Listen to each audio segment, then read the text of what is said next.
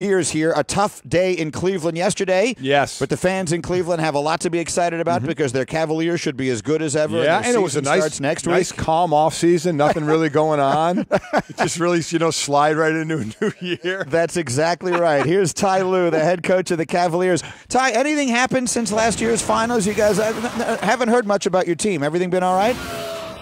Yeah, everything's been good. All kidding aside, when you're the coach and there is this kind of stuff and everything with Kyrie Irving that just blew up and became such an enormous spectacle and all the questions and all of that, you're the coach. What is your role in all of that, and what was it like for you as all of that was swirling around your team during the summer? Well, the situation where, our front office handled, you never want to lose, a great player like Kyrie Irving. And, it was tough. But, under the circumstances of talking to Dan Gilbert and Kobe Altman of, Kyrie wanted, he wanted out. I don't think it could have been a better trade, getting a guy like Isaiah Thomas who was, fifth in MVP vote getting. You get a tough guy in Jay Crowder who's a two-way player as far as shooting the basketball and can defend, players 1 through 4. We add Derrick Rose, we add Jeff Green, we get Calderon. So we get a lot of guys, but to trade, Kyrie to Boston and get the assets that we got with the players we got and then the Brooklyn pick, I don't think you could have got any better guys than we got. So before because I want to get into the players that you got, but just one more on the trade. Did you talk to Kyrie at all before this trade? Any kind of conversation at all about what was coming up? No, I didn't. Okay, I just wanted to see if you did or not. Now, players coming in. So when a player like a Brooks or a Rose comes in and a Dwayne Wade comes in, guys who have been in the league for a while, especially a guy like Dwayne Wade, take us into the conversation that you're having with these guys on what their role, guys that are used to being stars, and what their roles are going to be on these teams. Well, the great thing about, Jeff Green and Derrick Rose and Crowder, D Wade, they came in with no ego, and that's what you need when you want to try to win a championship. You have to understand it's going to be about sacrifice, and people don't understand because Kyrie's gone, but Derrick Rose signed here thinking he was going to be Kyrie's backup. That's just how much he wanted to win, and that just shows you who he is as a person and as a player. To be a former MVP and come here to Cleveland just to try to win and be a backup, but then after Kyrie left and acquiring Isaiah, who's not ready to start the season, now he becomes a starter. So, that just tells you a lot about him right there. I mean, he has no ego. I mean, comes into work every day. I mean, great to be around. So it's just great, to have a player of that caliber who's healthy. If you've seen any of our preseason games, he's been great. The addition of D Wade, just another guy who's been there, has been in the trenches, knows what it takes to win a championship. And he can pass the basketball, he can post up, he can get to the basket. So we got a lot of additions, and we're a little different from last year because we have guys now. We have 5 or 6 guys that we've added that can dribble, pass, and shoot and can make plays. So in that regard, we're a little different.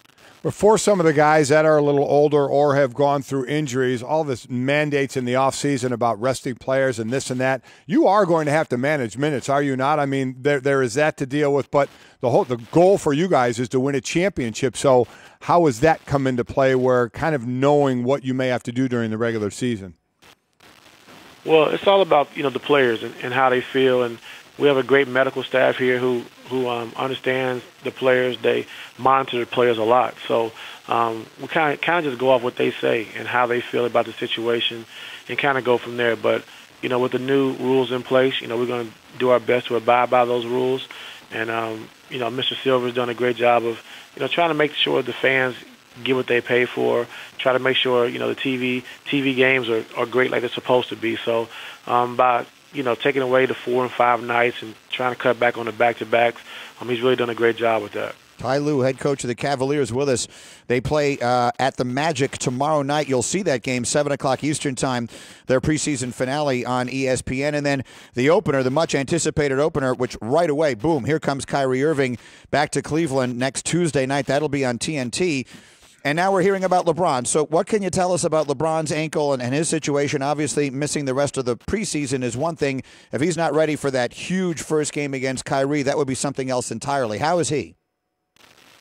Yeah, he was a little mad yesterday. He came in sore, wasn't able to practice, but he's going to be day to day, and I'm just trying to get him right for the first game. So, knowing LeBron, he's definitely not going to want to miss that first game. So, he's going to do everything in his power to get back out there on the floor, and so we're just glad we're able to have this many days off in between before our first game. We had Brad Stevens on yesterday, and we were talking about how he would manage that from his side because there is that emotional return of Kyrie Irving to Cleveland, and we have a sense of what the building will be like. I got a Clevelander sitting next to me here, so I have a good sense of what that building will be like for him. How about for your side, to have him come back this quickly after everything that happened this summer?